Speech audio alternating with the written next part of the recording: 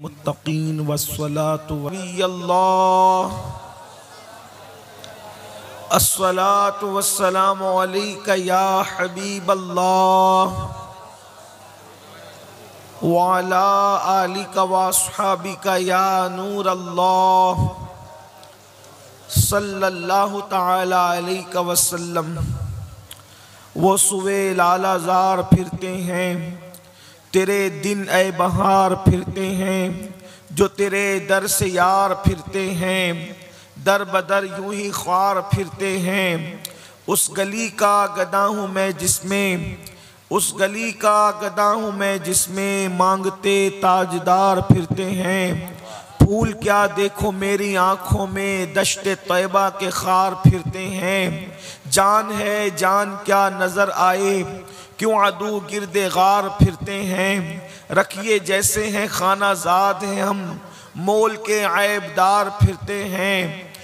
और आह कल ऐश तो किए हमने, आज वो बेकरार फिरते हैं। हाय गाफिल वो क्या जगह है जहाँ पांच जाते हैं चार फिरते हैं। और कोई क्यों पूछे तेरी बात रज़ा, तुझसे कितने हजार फिरते हैं। आज की ये महफिल फैज़ाने ताजुश शरीआ कॉन्फ्रेंस के हवाले से इस्लाहे अक़ायद व आमाल से मुताल्लिक़ इनेक़ाद पज़ीर है। सरे शाम से आपने मुझसे बहुत बेहतर बा अमल और अहले इल्म उलमा खुतबा दानिश्वर और मुफक्किरीन से उनके खिताबात समात फरमा लिए हैं। और अब सर्दी की इस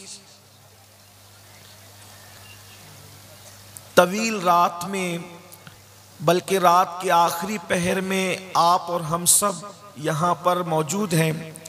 लेकिन मैं आप सब की हिम्मत को और दाद को सलाम पेश करता हूँ कि रात के आखिरी हिस्से में भी आप ऐसे जज्बे के साथ बैठे हुए हैं कि यूँ लगता है जैसे मगरिब की नमाज के बाद ये मजमा यहाँ मौजूद है।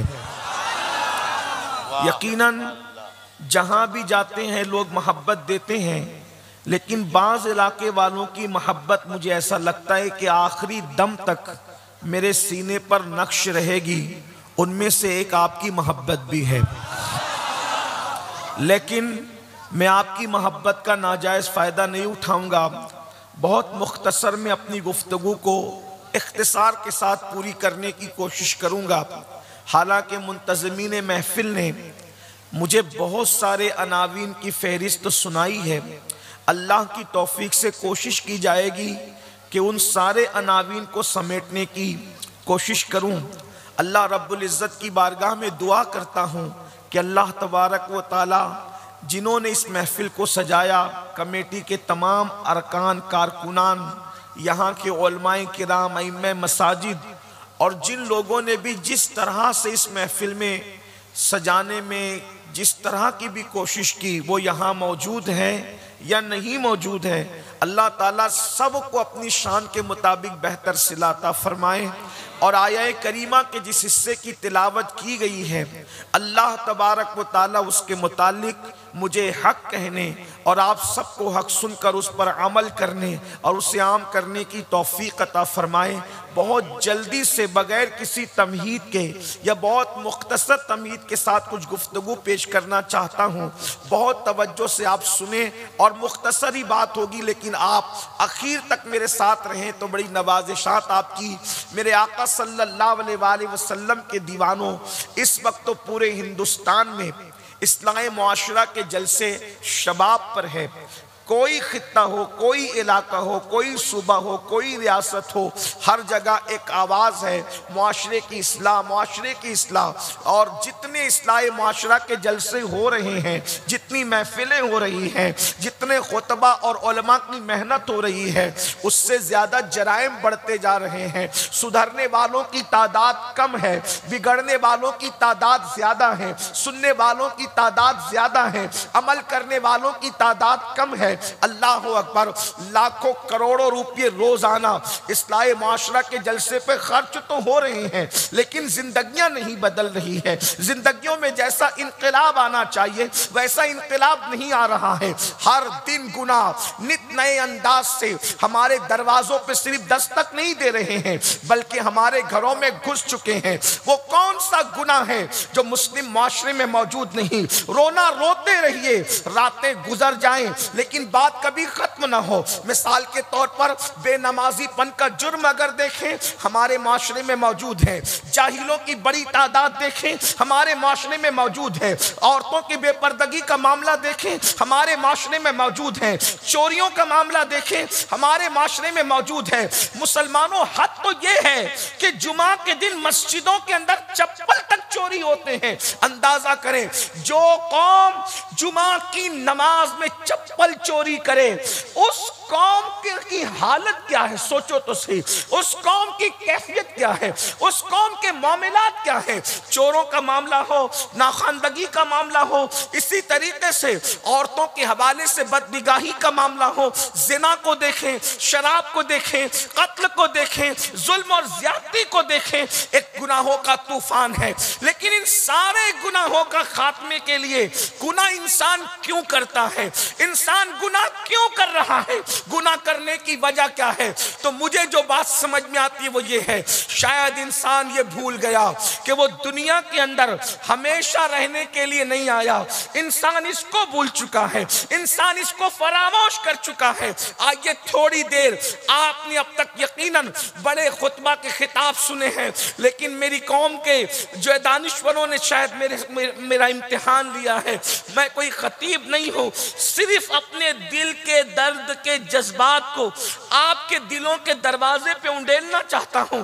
और याद रखना, हम मायूस नहीं है, हम अल्हम्दुलिल्लाह हम ईमान वाली कौम रखते हैं और कुरान ने जमानत दी है, वज़क्किर फ़इन्न ज़िक्रा तनफ़उल मुमिनीन, के मोमिनों को नसीहत करो कि नसीहत से मोमिनों को फायदा पहुंचता है। नहीं इकबाल मायूस अपनी किश्ते वीरा से जरा नम हो तो ये मट्टी बड़ी जरखेज है साकी, लेकिन ये मट्टी जरखेज कब है? इकबाल ने इसीलिए तो रोना रोया, निगाह मताए दीन और दानिश लुट गई अल्लाह वालों की, मताए दीन और दानिश लुट गई अल्लाह वालों की। ये किस काफिर अदा का गमज़े खूरेज है साकी। अल्लाह अकबर। जब अल्लाह वालों की मता लुट जाती है तो हालात यही होते हैं। हम गुनाह क्यों कर रहे हैं? अल्लाह अकबर। लोगों के सामने नेक बनने वाले, लोगों के सामने मुत्तकी बनने वाले, लोगों के सामने परहेजगार बनने वाले, सोचो तो सही, सीसीटीवी कैमरे की जद में इंसान हो तो खाए हुआ गुटखा भी नहीं थूकता। अगर लोग देख रहे हो तो आदमी बड़ा लुकमा भी मुंह में नहीं डालता। और अल्लाह देख रहा है और इंसान जिना कर रहा है, अल्लाह देख रहा है, इंसान शराब पी रहा है, अल्लाह देख रहा है, इंसान चोरी कर रहा है, अल्लाह देख रहा है, इंसान किसी का हक गसब कर रहा है, अल्लाह देख रहा है, रिश्तेदारों के साथ जुल्म हो रहा है, अल्लाह देख रहा है, बीवी पे जुल्म हो रहा है। वजह शायद इंसान ये भूल गया कि मुझे मरना है, मुझे मौत आनी है, इंसान भूल गया। याद रखना, इस दुनिया में हमेशा नहीं रहोगे, कोई हमेशा नहीं रहेगा। कुरान कहता है कुल्लु मन अलैहा फान, सब फना हो जाएंगे, वयबका वजहु रब्बिका ज़ुल जलाली वल इकराम, अल्लाह की जात के अलावा कोई बाकी नहीं रहेगा। अपनी जवानी पे घमंड करके गुनाह करने वालों, अपनी दौलत पर नाश करके गुनाह करने वालों, फिरौन की लाश पुकार पुकार कर किसी म्यूजियम से मुझे और आपको दावत इबरत दे रही है। जब कोई खुदा के कानून को पैरों तले रौंद देता है, जब कोई अल्लाह के कानून को पीठ के पीछे डाल देता है, तो मेरा अल्लाह उसको कैसे दावती इबरत बना देता है। आज तक फिरौन को कब्र नसीब नहीं है। कब्र, फिरौन मौत भूल गया था, फिरौन को मौत याद नहीं थी।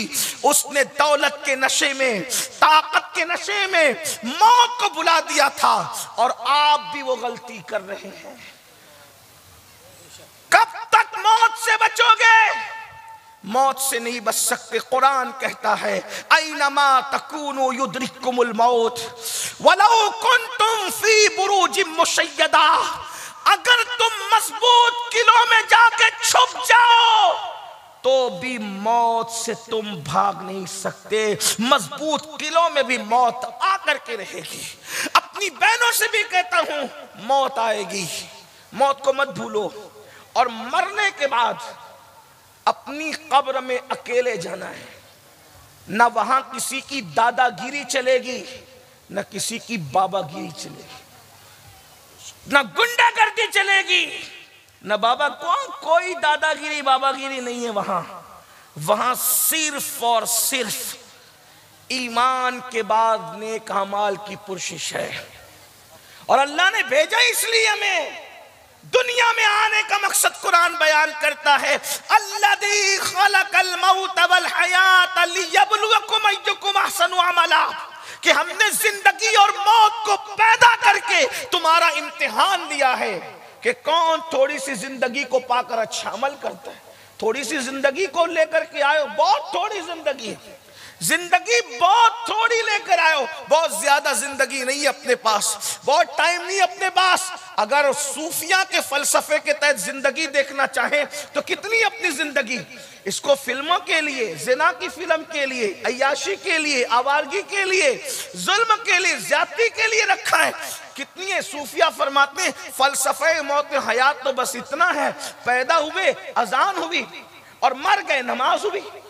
हालांकि फिक़ा का इससे कोई ताल्लुक नहीं है, इस अजान और नमाज का फिक़ही, लेकिन ये सूफिया का फलसफा जिंदगी बयान करने का अंदाज है। क्या? पैदा हुए, अजान हुई, कान में, मर गए, नमाज जनाजा। तो अजान और नमाज, बल्कि अजान भी नहीं, अजान के बाद इकामत भी हो गई, अजान के बाद इकामत भी हो गई।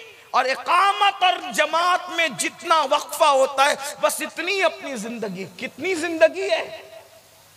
इस जिंदगी के लिए अब सुनो, ये चंद घड़ियों की जिंदगी, इसमें गुनाह करोगे तो न खत्म होने वाला अजाब सामने है। और अगर इसको सही इस्तेमाल करके अच्छा अमल करोगे तो फिर हमेशा हमेशा के लिए जन्नत की नेमतें हैं, जन्नत की बहारें हैं। अब आप पर है, करते क्या हो? और फिर सुनो, आसानी से मौत नहीं आती। थोड़ी देर जरा मौत को सुन ले कि मौत कैसे आती है। मौत कैसे आती है? हजरत सैयदना अब्दुल्ला इब्ने अम्र इब्ने आस फरमाते हैं कि मैंने अपने अब्बा हजरत अम्र इब्ने आस से पूछा, बाबा मौत के वक्त कैसा लगता है?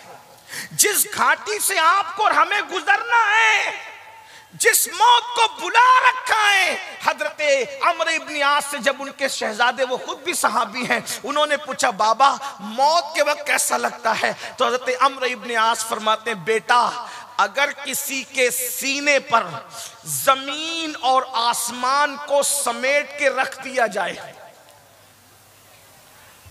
फकीह अबुल्लाह समरकंदी अपनी किताब में लिख रहे हैं, मैं अपनी बहनों से कहता हूं, बेपर्दगी के साथ किसी मर्द के सामने आने से पहले इस हदीस पे गौर करना। मैं अपने भाइयों से कहता हूं, जब नफ्स वरगलाए किसी औरत पर पाप की नजर डालने के लिए, तो सोचना कि हमें किस घाटी से गुजरना है। रिश्तेदारों पे जुल्म करने से पहले सोचो किस घाटी से गुजरना है। माँ बाप की बद्दुआ लेने से पहले सोचो किस घाटी से गुजरना है। कानों में ईयरफोन लगाकर गाने सुनने से पहले सोचो किस घाटी से गुजरना है। सालन में नमक ज्यादा होने पर बीवियों पर हाथ उठाने और उनको तलाक की धमकियां देने से पहले सोचो किस घाटी से गुजरना है। अल्लाह दूर नहीं, एक दिन मौत है मौत।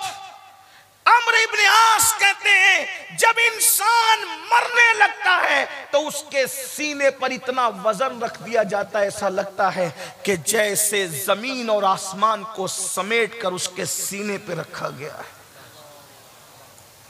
अगर चक्की का पत्थर रख दिया जाए ना सीने पे, क्या हो? जमीन और आसमान के बराबर वजन किसको कहते हैं? अगर ये हदीस में नहीं आता तो शायद मुझे बोलने की हिम्मत नहीं होती। फकीह लिख रहे हैं, हदीस पाक में मौजूद है। थोड़ी देर के लिए तसव्वुर करो किस घाटी से गुजरना, किस मकाम से गुजरना है। बड़ी माजरत के साथ मेरे जवानों, ये शायरी की दुनिया अलग है और हदीसों की दुनिया अलग है। शायरी में आदमी जो कह दे, मौत के वक्त जो होगा देखा जाएगा। ये सहाबा कह रहे हैं अरे चक्की का पत्थर सीने पे अगर कोई बीमारी के वक्त रख दिया जाए तो हमारा क्या बनेगा? मौत के वक्त जमीन और आसमान के बराबर वजन सीने पे रखा जाता है, क्या बनेगा आपको? कुछ तो सोचो, कुछ तो गौर करो। किसी औरत पर पाप की नजर डालने से पहले कभी सोचा होता कि हमारा क्या बनेगा? जिना की टोकवा बात करने से पहले सोचा होता हमारा क्या बनेगा? लुक़्मा हराम खाने से पहले सोचा होता हमारा क्या बनेगा? ताश के पत्ते और जुआ खेलने से पहले सोचा होता मौत के वक्त जब उस घाटी से गुजरेंगे क्या बनेगा? वो मौत जब जमीन और आसमान के बराबर वजन सीने पे रखा होता है, क्या होगा उन लोगों? और ये बात मैं आपको बताऊं, ये जो हदीस बयान हो रही ना, इसमें नेक और गुनहगार का भी फर्क नहीं है। यानी मुतलकन मौत के वक्त जो दुनिया से जाता है उसको हर एक को गुजरना पड़ता है। फिर ये और बात है कि अल्लाह रसूल का करम अगर हो जाए, हुजूर जलवा फरमा अगर हो जाए, तो फिर आदमी के लिए उस मौत की तकलीफ हल्की हो जाती है। लेकिन अगर हुजूर नजरें फेर लें तो फिर मौत से बड़ा अजाब क्या है? बात की मंजिलें तो बहुत है, लेकिन मौत खुद बहुत बड़ा अजाब है अगर हुजूर नजरें फेर लें। मेरी कौम के जवानों, मुझे बताओ, जब हमारे जवान जुआ खेलने को गुनाह नहीं समझते, हालांकि रिवायत में इमाम गजाली फरमाते जिसने जुआ खेला गोया उसने अपने हाथों को सूअर के खून में रंग लिया। ये उलमाए किराम मौजूद हैं, मशाइख मौजूद हैं, आप जो है इनसे मुसाफा करते हैं, हाथ चूमते, कितना शरफ आप पाते हैं कि चलो बुजुर्गों से मुसाफा करें, उलमा से मुसाफा करें। आपको पूछता हूं, अगर हाथ में कीचड़ भरा हुआ हो, हाथ में कीचड़ लगा हुआ हो, तो आप आलिम से मुसाफा नहीं कर सकते, पीर से मुसाफा नहीं कर सकते। जब क़यामत के दिन जुआ खेलने की वजह से तुम्हारे हाथ सूअर के, खिंजीर के खून में रंगे होंगे, तो क्या रसूलुल्लाह से मुसाफा कर सकोगे? हुजूर अलैहिस्सलाम के हाथों में हाथ देने की हिम्मत हो सकेगी? अल्लाह अकबर। तो हजरत सैयदना अम्र इब्न आस रज़ी अल्लाह ताला अन्हु इरशाद फरमाते हैं कि जमीन और आसमान इंसान के सीने पे समेट के रख दिए जाएं तो जितनी तकलीफ होती है उतनी तकलीफ इंसान उससे ज्यादा महसूस करता है कि मौत के वक्त उसके सीने पर इतना वजन दे दिया गया है। उसी पर बस नहीं, हजरत सैयदना अम्र इब्न आस मजीद इरशाद फरमाते हैं जब मौत के वक्त इंसान सांस लेता है, जब उसकी सांस निकलती है तो ऐसा लगता है कि जैसे वो नाक से सांस नहीं ले रहा है बल्कि सुई के नाके से सांस ले रहा है, सुई के नाके से। अल्लाह अकबर। मेरे भाइयों बताओ, अल्लाह अकबर, कि इंसान को अगर जुकाम हो जाए और जुकाम की वजह से उसकी नाक बंद हो जाए, अल्लाह अकबर, जुकाम की वजह से नाक बंद हो तो सांस लेने में कितनी तकलीफ होती है। साहबी रसूल कह रहे हैं कि मौत के वक्त इंसान जब सांस लेता है तो ऐसा लगता है कि जैसे वो नाक से नहीं बल्कि सुई के नाके से सांस ले रहा है। ऐसी घाटी से हमें और आपको गुजरना है। अम्र इब्न आस फरमाते हैं और जब इंसान मरता है तो उसको कितनी तकलीफ होती है। इरशाद फरमाते हैं किसी के पेट में बबुल का दरख्त तो उगा दिया जाए और पीछे के मकाम से उसको खींचा जाए तो उसका क्या बनेगा।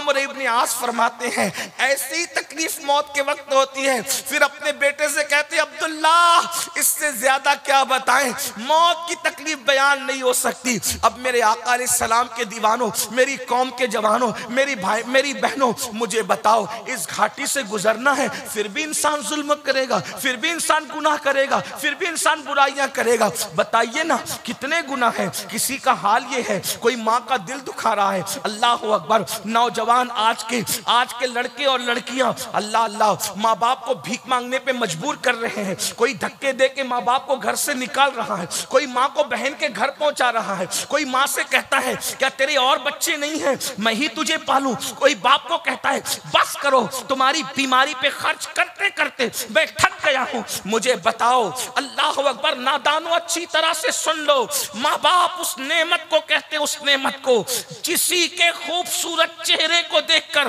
वो सवाब नहीं मिलता जो माँ बाप के झुर्री पड़े हुए चेहरों को देख के मिलता है। मेरे आका फरमाते हैं जिसने माँ बाप के चेहरे को मोहब्बत की निगाह से देखा अल्लाह उसको मकबूल हज का सवाब अता फरमाता है।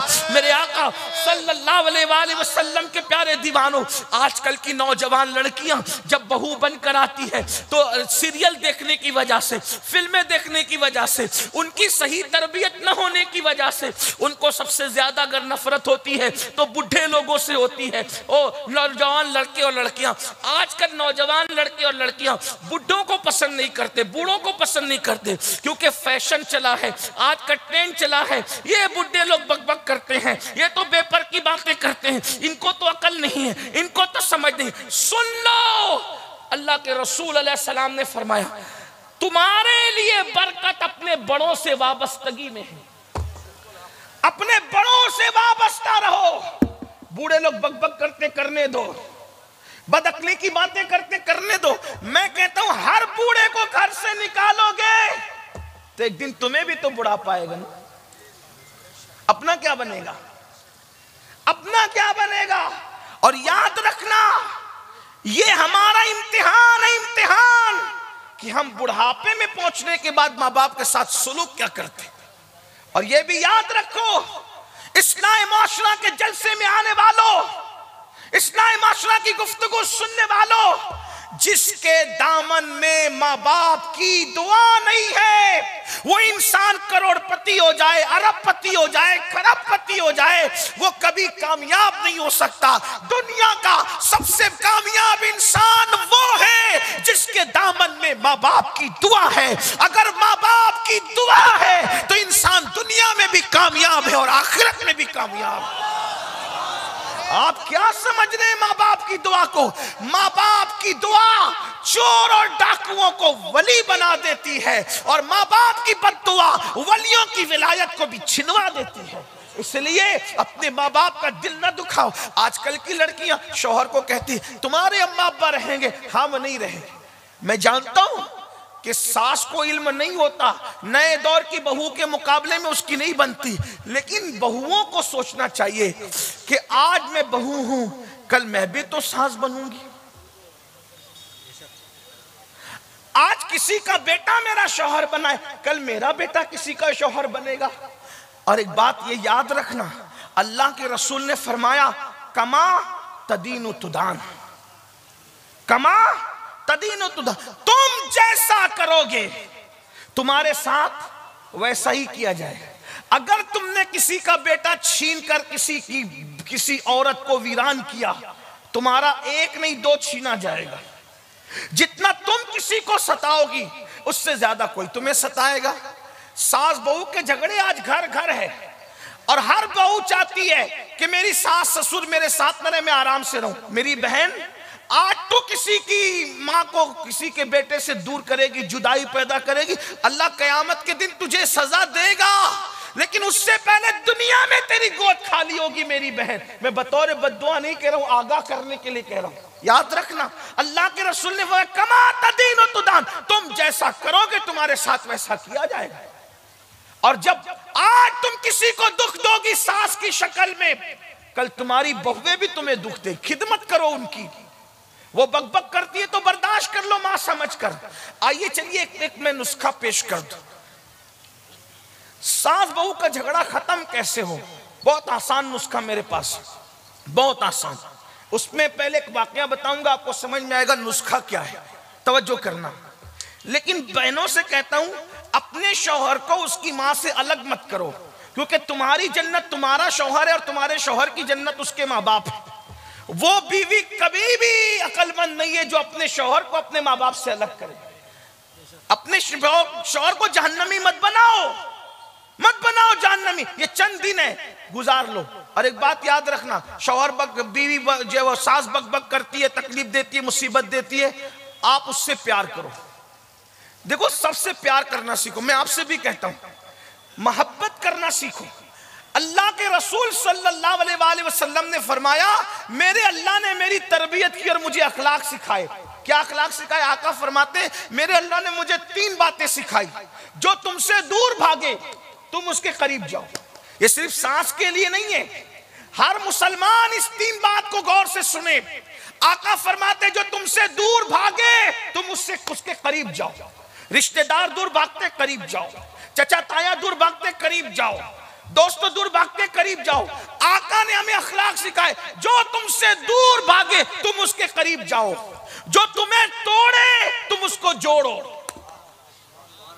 तोड़ने का मुकाबला तोड़ने से नहीं करो, जो तुम्हें तोड़े तुम उसको जोड़ो। और फिर जो तुमको महरूम करे तुम उसको अता करो। 3 बातें अपने अंदर पैदा करो, उसकी बरकत देखना। याद रखना मेरे भाइयों और मेरी बहनों, जब भी नफरतों में और मोहब्बतों में जंग होती है, नफरत हमेशा हार जाती है, जीत हमेशा मोहब्बत की होती है। नफरत के मुकाबले में कभी नफरत मत बांटो, नफरत के मुकाबले में मोहब्बत देना सीखो। अहले नफरत हार जाएंगे, अहले मोहब्बत जीत जाएंगे। नहीं जानते, अल्लाह अकबर, किसी के हाथ में तलवार है, कोई तलवार लेकर नफरत में भरपूर आता है, आज तो मोहम्मद को कत्ल कर दूंगा। किसी के हाथ में तलवार है, किसी के होठों पे दुआ है, अल्लाह उमर को ईमान नसीब फरमा। देखो, नफरत हार गई, मोहब्बत जीत गई। तलवार हाथ में लेने वाला कयामत तक के लिए गुलाम बन गया। नहीं देखते, तारीख है, तारीख है, तारीख है। नफरतें हमेशा हारने के लिए है, मोहब्बत हमेशा। मोहब्बत पेश, जिनके हाथों में पत्थर थे उनके लिए मेरे नबी की दुआ थी, अल्लाहुम्मा हदी कौमी, ए अल्लाह मेरी कौम को हिदायत अता फरमा। अल्लाहुम्मा हदी कौमी फइन्नहु ला यालमून, ये मुझे नहीं जानते। मोहब्बतें जीत गई। फतेह मक्का के दिन वही लोग मुजरिम की तरह सर झुकाए खड़े थे। आका से वो सोचते थे कि अभी शान अबरू होगा और खून की नदियां बहेंगी, लेकिन जानते हुजूर ने क्या किया? हुजूर ने क्या किया? फरमाया, जाओ, मैंने तुम सबको माफ कर दी। क्या असर हुआ? जो चांद के टुकड़े देखकर मुसलमान नहीं हुए थे, जो चांद के टुकड़े देख के मुसलमान नहीं हुए थे, नबी के माफ करने का अंदाज देखकर मुसलमान हो गए। ये है मोहब्बत। मोहब्बत बहुत पावरफुल चीज है। तलवार जहां हार जाती है वहां मोहब्बत काम करती। तो हजरत महबूब इलाही का फरमान है, निजामुद्दीन औलिया सरकार फरमाते हैं, कांटों के मुकाबले में कभी कांटे मत बिछाना, वरना दुनिया कांटों से भर जाएगी। कांटे बिछा के सुकून नहीं मिलता, कांटे उठा के सुकून मिलता। आज आप कहते हो ना मौलाना सब है सुकून नहीं है, क्यों?